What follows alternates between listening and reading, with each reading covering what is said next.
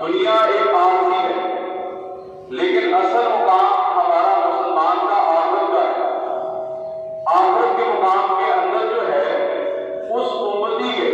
جو آپ صلی اللہ علیہ وآلہ وسلم سے عشق و محبت رکھتا ہے، جو آپ صلی اللہ علیہ وآلہ وسلم پہ درود و سلام کا نذرانہ پیش کرتا ہے، اس کا مقام جو ہے وہ کیا ہوگا؟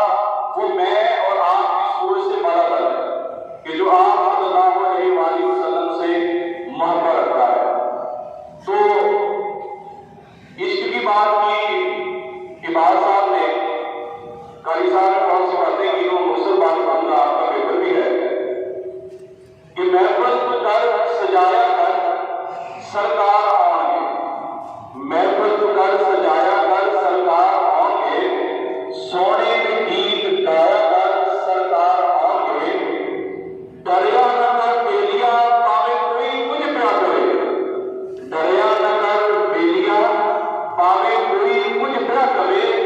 بس کو ملایا کر سرکار آؤں گے۔ باقی کچھ ادارے کے حوالے سے باتیں